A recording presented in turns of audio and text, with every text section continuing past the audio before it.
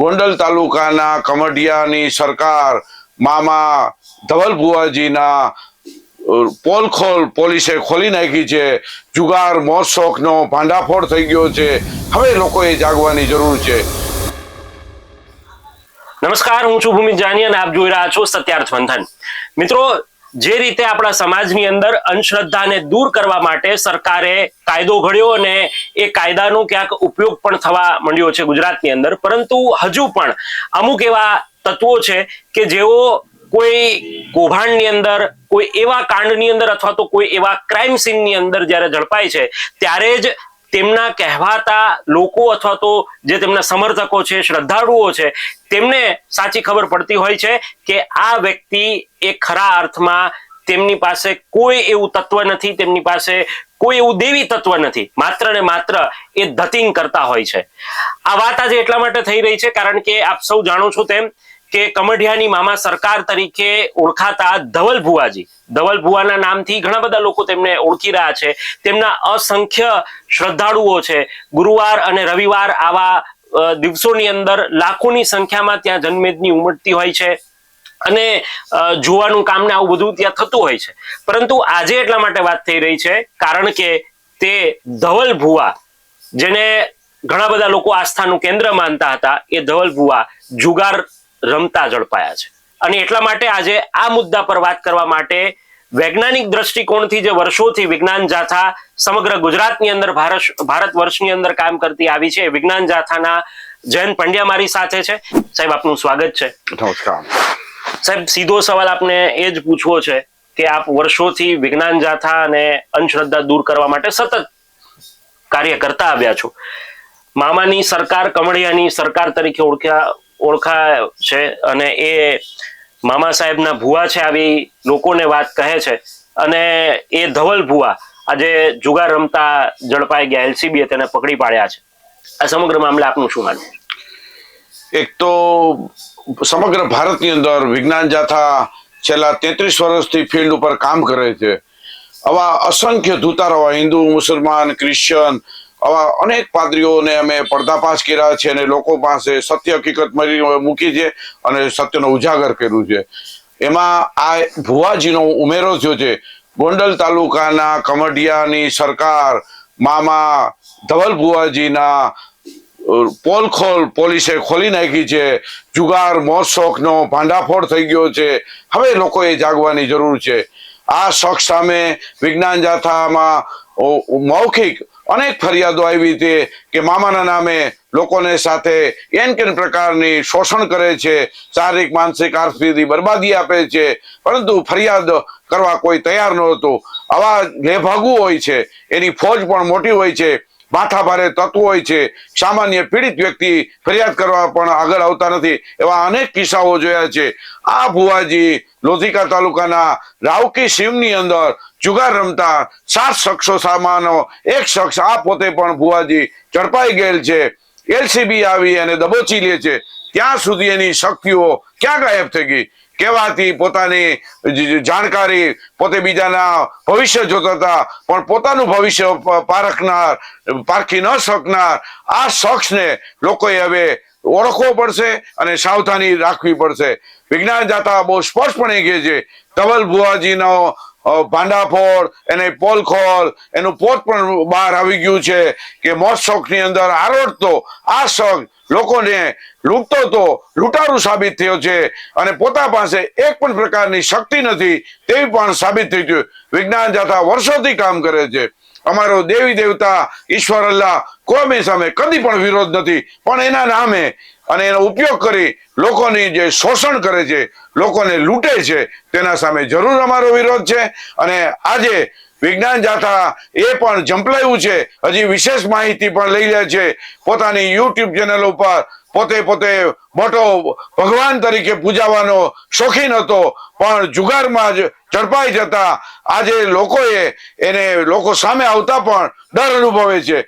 કોર્ટમાં એને જામીન લેવા પડે છે, પોતાની શક્તિ એ કઈ કામ નથી આવતી। બંધારણ મુજબ એને બધું વર્તવું પડ્યું છે। તેના ફોટા વાયરલ થયા, એને પોલીસ સ્ટેશનમાં 7 શખ્સો સામે જુગાર રમતા બેસાડે છે। પોતે બિરાજમાન, મોટા બાજોટ ઉપર બિરાજમાન અને સાહેબીમાં જીવનાર અને પોલીસ સ્ટેશનની અંદર 7 જુગારીઓ સાથેનો એક આ ધવલ ભુવાજી પણ જુગારી તરીકે એના ફોટા પાડે છે. એની શક્તિ ક્યાં ગઈ છે? આના ઉપરથી આપણે શીખ લેવાની છે. વિજ્ઞાન જાથા આવા અનેક લેભાગુઓને પડદાફાશ કર્યા છે. ખુખાર મેલડી હવે જુદા જુદા નામે, જુદા જુદા મામાના નામે લોકોની સાથે લૂંટનારાઓથી હવે લોકોએ જાગૃત થવું પડશે. લોકોએ પોતાના પરિવાર અને પોતાના દેશને સમૃદ્ધ કરવો પડશે. હવે આપણે જાગે. ક્યાં સુધી આપણે લૂંટાશું? અનેક બળાત્કારના કિસ્સા આવે છે. કેવા હતા નિત્યાનંદો, આશારામો, આવા રાધેમાઓ, આવા આપણે જોયા છે. બધા જેલના હવાલા પાછળ ગયા છે. હવે આપણે જાગીએ. આવા તમે જોવો છો કે આપણે અનેક આવા કહેવાતાઓ 1 લાખ માણસોની પબ્લિક ભેગા કરીને આધ્યાત્મિકની અને ધાર્મિક વાતો કરનારાઓને જેલ હવાલે થયા છે. હવે આ કિસ્સા ઉપરથી પણ હવે જાગવાની જરૂર છે. ધવલ ભુવાજીનો જે મોજશોખનો ઇજારો હતો એ હવે જમીનદોસ્ત થઈ ગયો છે. અને આપણે સૌ જોઈએ છીએ કે એનો પોલીસ જાણી ગઈ કે અહીંયા જુગાર રમે છે, પોતે ન જાણી શક્યો કે મને પકડવા આવે છે. એના ઉપરથી પણ આપણે શીખ લેવાની જરૂર છે, બોધપાઠ લેવાની જરૂર છે. અને આ ચેનલના જે માધ્યમની અંદર જેટલા વિશ્વાસ અને બહોળો પ્રચાર તમે પણ કરો કે આવા લેભાગુઓ કોઈ પણ હિન્દુ, મુસલમાન, ક્રિશ્ચન કોઈ પણ હોય, આવા લોકોને ખુલ્લા કરવાની લોકોની પણ એટલી જ જવાબદારી છે. નવું વિધેયક આવ્યું છે અને વિધેયક પ્રમાણે પણ અલગ પણ ગુનો દાખલ થઈ શકે એમ છે. તો હવે આપણે જાગીએ અને આવા શક્તિ ભક્તિ કઈ હોતું નથી. વાસ્તવિક જીવન જીવવાનું છે. અને કોઈ પણ શક્તિ હોય તો આટલી ભારતમાં ગરીબાઈ, અસમાનતાઓ, આટલા ભ્રષ્ટાચાર આવું દૂર થવું જોઈએ. શક્તિ હોય તો આવા ચમત્કારની આપણે રાહ જોઈ છે. આજે હજી પણ જાતિવાદ, કોમવાદ વાયુ વગે પ્રસરેલું છે, એ નાબૂદ થાય એવા ચમત્કારની જાથા રાહ જોઈ છે. આવું થતું નથી. આવા જુગારીયાઓ પોતે મોતી પાટ ઉપર બેસી અને લોકોને બોધ દે અને મામાના નામે લોકોને લૂંટે. તો હવે આપણે સૌ જાગીને આવા તત્વો છે, લેભાગુઓ છે, એને ઓળખીએ અને આપણા પરિવારને સુખી કરીએ એવી જાથા અપીલ કરે છે. સાહેબ, એક પ્રશ્ન એ પણ ઉઠી રહ્યો છે. આપ વર્ષોથી જે રીતે કામ કરતા આવ્યા છો એ રીતે ઘણા પર્દાફાશ પણ આપે કર્યા છે. મહદ અંશે જ્યારે આ વ્યક્તિના જે કહેવાય કે કરતૂતો બહાર આવે ત્યાર પછી જ લોકો તેને વિશ્વાસ કરતા હોય છે કે ના, હવે આ વ્યક્તિ પર વિશ્વાસ કરવા જેવું નથી, પોલીસે કામ કર્યું અથવા તો આ વ્યક્તિના જે ગુણો છે તે બહાર આવે છે. આપ એ લોકોને શું સંદેશો આપવા માંગો છો? કારણ કે આવા સૌરાષ્ટ્ર, ગુજરાત સહિત અલગ અલગ વિસ્તારોમાં, ગ્રામ્ય વિસ્તારમાં આજે પણ લોકો અંધશ્રદ્ધાને માને છે. અને બીજું સાથે મારે એ પૂછવું છે કે ગુજરાતની અંદર જ્યારે ભાજપ સરકારે અંધશ્રદ્ધા વિરુદ્ધ કાયદો ઘડ્યો છે તો આ કિસ્સાની અંદર, આ કેસની અંદર શું અંધશ્રદ્ધાનો કાયદો લાગુ કરીને એની જોગવાઈઓનો ઉપયોગ કરીને આવા ભુવાઓને પકડવા જોઈએ અથવા તો વધુ લોકોને જે ખોટી રીતે ગેરમાર્ગે દોરી રહ્યા છે તેમને અટકાવવા માટે કોઈ કાર્યવાહી થવી જોઈએ? એક તો ખાસ કરીને આપના માધ્યમથી હું બહુ સ્પષ્ટપણે કહું છું કે જ્યારે આવા લેભાગુઓ, ભુવાઓ, ધુતારાઓ, ફકીરો કે જે કોઈ હોય આવા લોકોને લૂંટે છે અને એના કરતૂતો બળાત્કારના છે, છેડતીના છે, આપણી સમક્ષ આવે છે. પોતાનું પદ લેવા માટે મોટી મોટી રકમની કરતા હોય છે, પ્રયાસ કરતા હોય છે. એવું પણ આપણે બધા વાંચીએ છીએ. ત્યારે હવે આપણે જાગતા હોય છે. તો આપણે અગાઉથી કેમ ન જાગીએ? જે વ્યક્તિ એવા વ્યક્તિ છે એની પેલા એની હિસ્ટ્રી કેમ જાણતા નથી? એમને શ્રદ્ધાના નામે આપણે ડૂબી જાય છે અને આપણા ઘરની બેન દીકરીને ઉપાડી જાય છે, છેડતી થાય છે, બળાત્કાર થાય છે.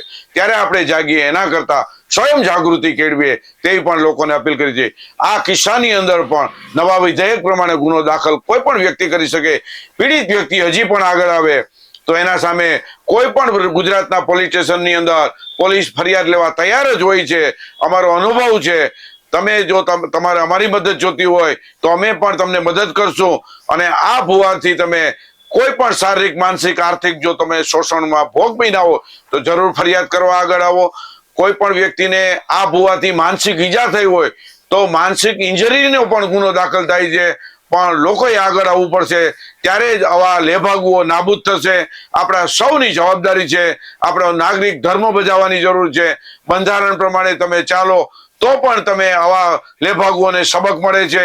આ ધવલ બુઆજીના જે મોજ શોખ અને જુગાર રમવાનો શોખ છે તે બહાર આવતા લોકોને આંચકો લાગ્યો છે, શ્રદ્ધાને ઠેસ પહોંચી છે, શ્રદ્ધા સાથે ખિલવાડ કરનાર વ્યક્તિ સાબિત થયો છે.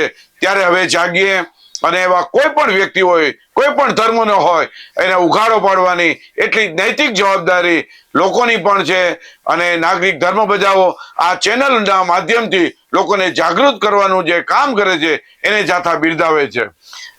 તો મિત્રો, આ હતા જયંત પંડ્યા કે જેઓ વિજ્ઞાન જાથા ને લઈને વર્ષોથી કામ કરતા આવ્યા છે અને અનેક અંધશ્રદ્ધાના કરતૂતો તેમને પર્દાફાશ કર્યા છે, તેમાંથી લોકોને મુક્ત કર્યા છે.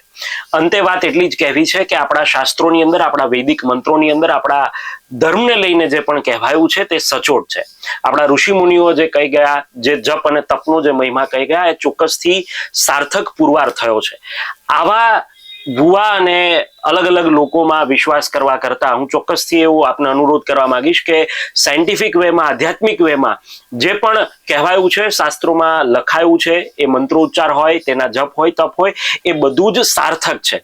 એ આપણા મનથી લઈને, તનથી લઈને બધી જ જગ્યાએ તે ઉપયોગી થાય છે અને એ વાતને જાથા પણ સ્વીકારે છે. અનેક વખત જયંતભાઈ પણ આ વાત કહી ચૂક્યા છે કે એમને કોઈ ધર્મ, કોઈ સંપ્રદાય કે કોઈ કર્મકાંડ એમનાથી તેમનો વિરોધ નથી, પરંતુ જે લોકો શ્રદ્ધા અને અંધશ્રદ્ધા વચ્ચેની જે પાતળી ભેદરેખા છે એને સમજ્યા વગર અંધશ્રદ્ધાનો લાભ લઈ લોકોને લૂંટે છે અને તેમને જે રીતે હેરાન કરે છે, તેમના માટે તેઓ સતત કામ કરતા આવ્યા છે. આજે પણ આ માધ્યમથી તમામ દર્શકોને એટલું જ કહેવા માંગુ છું કે આવા કોઈ પણ વ્યક્તિ હોય અને તમે એનો શોષણનો ભોગ બનેલા હોય તો ચોક્કસથી વિજ્ઞાન જાથાને આપ સંપર્ક કરી શકો છો. આવી જ રીતના અલગ અલગ વિડીયોના માધ્યમથી આપણે મળતા રહીશું. અત્યારે બસ આટલું જ. મને આપશો રજા. નમસ્કાર. સત્યાર્થ મંથનની યુટ્યુબ ચેનલ સબસ્ક્રાઇબ કરવાનું અને બેલ આઇકોન પ્રેસ કરવાનું, સાથે જ સત્યાર્થ મંથનનું ફેસબુક પેજ લાઇક અને ફોલો કરવાનું અને ઇન્સ્ટાગ્રામ પેજ સાથે જોડાવાનું પણ આપ ચૂકશો નહીં. અત્યારે બસ આટલું જ. મને આપશો રજા. આપ જોડાયેલા રહો સત્યાર્થ મંથન સાથે. નમસ્કાર.